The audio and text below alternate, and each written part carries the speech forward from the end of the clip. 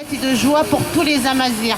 Mais malheureusement, encore une fois, c'est dans la tristesse et l'oppression de nos frères mozabites que nous nous retrouvons, afin de crier, de dénoncer notre indignation face à ces crimes, violences à l'encontre de nos frères. Je souhaite vous remercier au nom du collectif Amazir de Grande France de nous avoir honorés de votre présence, soutien infaillible et permanent à dénoncer la répression violente exercée par les forces de sécurité algériennes contre nos frères mozabites et afficher notre indignation. J'adresse ici mes remerciements aux organisations, associations, mouvements sociaux et politiques amazirs, médias, télévision, radio, qui ont répondu tous unis d'une seule voix. Et ceci est très bien représenté aujourd'hui par votre présence.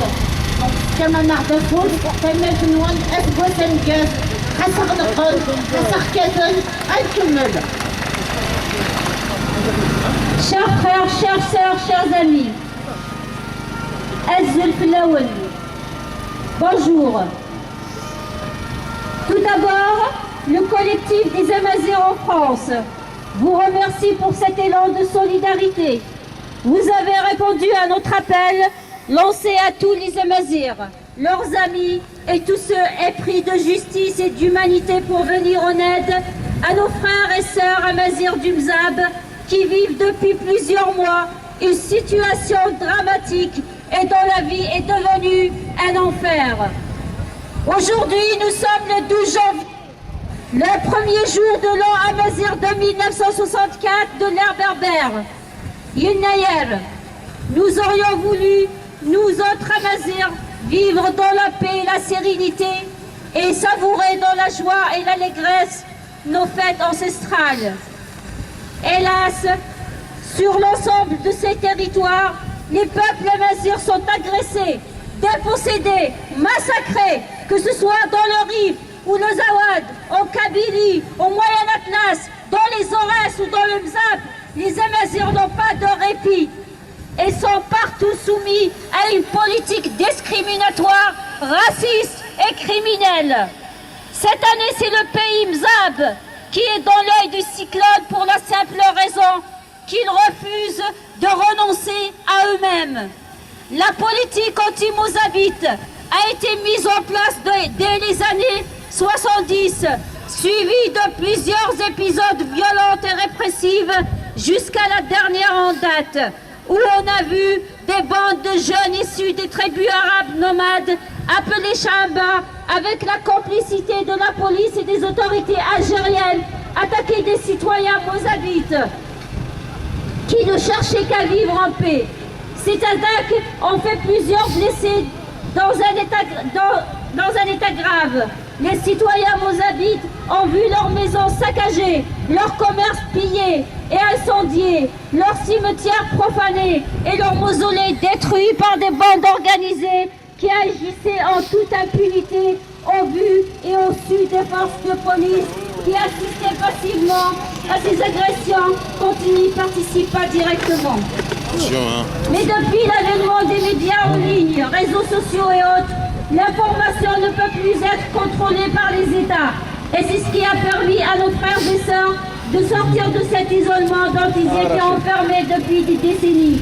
Un isolement et un silence qui a encouragé l'État raciste algérien de récidiver et s'acharner sur une population pacifique et qui n'aspire qu'à la paix et à la tranquillité. L'État raciste algérien fait payer aux Mozabites leur attachement à leur identité amazigh, leur culte et aussi pour leur résistance à l'arabisation. L'Algérie étant officiellement arabe islamique sunnite malikite, il en découle que tout ce qui diffère de cette définition est discriminé, exclu, combattu. C'est ce qui arrive aux Mozabites aujourd'hui. Le collectif des Amazirs en France se veut comme un terrain d'unité et de solidarité entre les Amazirs afin de défendre côte à côte et ensemble l'intégrité morale et physique et territoriale de notre peuple, son identité, culture et dénoncer cette politique de destruction et l'éthnocide qui est en train de se perpétrer contre nous, Amazirs, et spécialement aujourd'hui contre les Mozabites. C'est pour cette unité que nous sommes réunis aujourd'hui afin de dénoncer la répression policière et militaire orchestrée par le gouvernement algérien et le racisme d'État pratiqué et assumé par l'Algérie qui n'hésite pas à mobiliser ouvertement ses moyens répressifs pour participer à l'agression d'une communauté contre une autre. Mettre la communauté internationale et l'État algérien devant leurs responsabilités et interpeller les démocraties occidentales à mettre en pratique leur discours sur les droits humains, la justice et la liberté. Interpeller les instances internationales afin qu'elles rappellent ses engagements à l'Algérie devant le CDH, Conseil des droits de l'homme des Nations Unies, dans l'Algérie, dans lequel elle siège. Traduire les responsables de ces violences et cette répression devant la justice pour que le destin de nos frères ne soit pas délaissé aux mains des pilleurs avec la protection des forces de sécurité algériennes.